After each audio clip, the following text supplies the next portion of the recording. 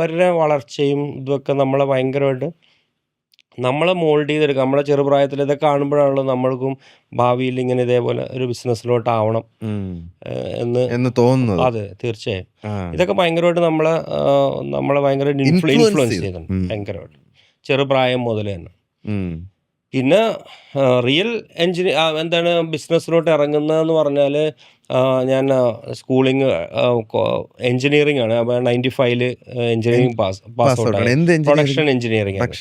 Production engineering എന്ന് പറഞ്ഞാൽ പറയുവാണെങ്കിലും അന്ന് മുതലേ ബിസിനസ്സിലോട്ട് ഇറങ്ങുകയാണ്. അപ്പോൾ അതിൻ്റെ ഒരു ചവിട്ടുപടി എന്നൊന്നും വിചാരിച്ചല്ലോ. ഒരു വാപ്പ ഒരു എൻജിനീയർ ആയതുകൊണ്ട് അദ്ദേഹത്തിന്, ഞങ്ങൾ 4 മക്കളാണ്, ഞാൻ ഇളയ ആളാണ്.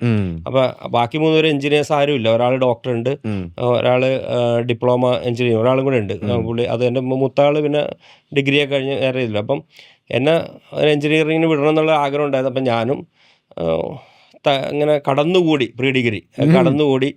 അപ്പം മംഗലാപുരത്താണ് എഞ്ചിനീയറിംഗ് കൊണ്ട് ഇട്ടത്. മംഗലാപുരത്ത് ഇനി കളഞ്ഞു. അത് അന്ന് അവിടെ കിട്ടിയുള്ളൂ. അന്ന് ഇവിടെ നമ്മുടെ ഈ എഞ്ചിനീയറിംഗ് കോളേജൊക്കെ വരുന്നതിന് മുമ്പാ. അപ്പൊ ഇവിടുന്ന് ഏറ്റവും കൂടുതൽ ഒഴുക്കാണ് എഞ്ചിനീയറിങ്ങിനൊക്കെ വേണ്ടി കർണാടക ഇതിലോട്ട്. പിന്നെയാണ് ഇവിടെ ശാസ്ത്രീയ കോളേജൊക്കെ വരുന്നത്, ഗവൺമെന്റ് കോളേജ് വരുന്നത്.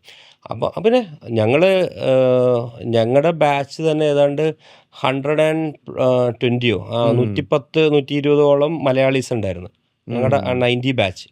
ഇപ്പോഴും നല്ല ബന്ധമാണ്, ഭയങ്കര റിലേഷൻ, എല്ലാവരുമായിട്ടും നല്ല ഇപ്പോഴും ആ കണക്ഷൻസ് മെയിൻറ്റെയിൻ ചെയ്യുന്നു. ഇപ്പം എത്രയും 35 വർഷമായില്ലേ. അപ്പോൾ പ്രൊഡക്ഷൻ എഞ്ചിനീയറിംഗിലോട്ട് നമ്മൾ പറഞ്ഞു വന്നത്. അപ്പോൾ നോക്കിയപ്പോൾ ഏറ്റവും ഈസി ആയിട്ട് പഠിക്കാൻ പറ്റിയ ഒരു കോഴ്സ് നോക്കുമ്പോൾ പ്രൊഡക്ഷൻ എഞ്ചിനീയറിംഗ് ആണ്. ഇപ്പോൾ മാനേജ്മെന്റ് സ്റ്റഡീസ്